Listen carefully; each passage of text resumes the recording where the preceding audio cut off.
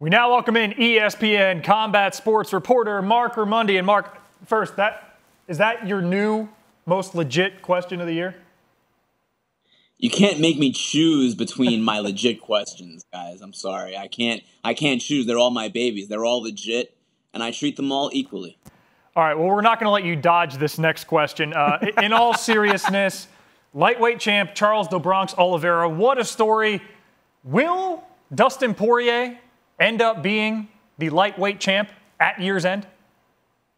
That's a legit question, but I have to be honest with you. I got distracted by your biceps, Phil, so yeah. I may not have the greatest Happens answer to the best of them. But I mean, to be honest with you, I think that a lot of people feel that Dustin Poirier is already the best lightweight in the world. I mean, he's now finished Conor McGregor twice. He has not lost a fight. He's only lost one fight, in 5 years. And that was retired. No one people beat Ngannou anyway.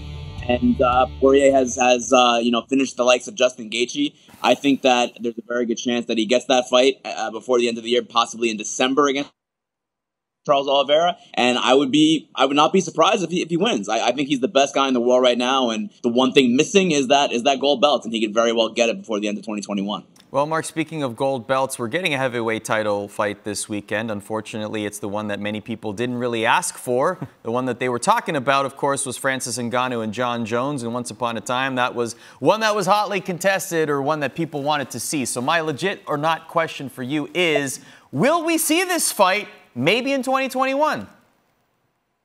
Oh, Arda, come on, man. You always do this to me, and I think you're setting me up. I have to say, that's not legit. That's not a legit question. Just think about the timing that we're talking about here. Francis Ngannou is waiting for the winner of Derek Lewis and Cyril Gane, which happened Saturday night in Houston, Texas. I'm here right now, UFC 265, interim title fight. The winner, by all accounts, will fight Ngannou next.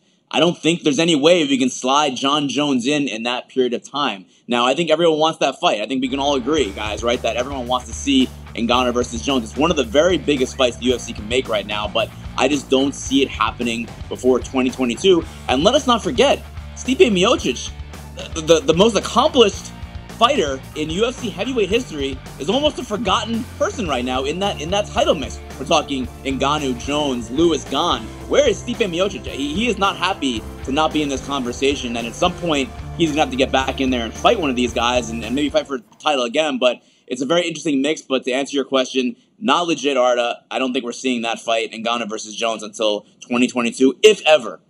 Marc, I'm going to do my best not to distract you with my killer biceps during this question, but they're getting big. Come on now. Realistically, we've seen 5 different UFC champions crowned in 2021. So with a lot of the year left to go, we got a lot of big matches. In your mind, legit question or not, will more than one UFC title change hands before the end of the year? That's a great question. Arda, why can't you just learn from Fitz? That's Answer a legit the darn question, Marc. That's what I'm talking about. That's how it's This done. is what I'm talking about. Yes, I think there is definitely a possibility, because I mean the one that jumps out to me right away, guys, is the Aljamain Sterling versus Peter Yan, because Sterling won the belt earlier this year on a disqualification. They're going to have a rematch in October in Abu Dhabi, and Yan is going to be the favorite in that fight to get his belt back. So that would be a title change.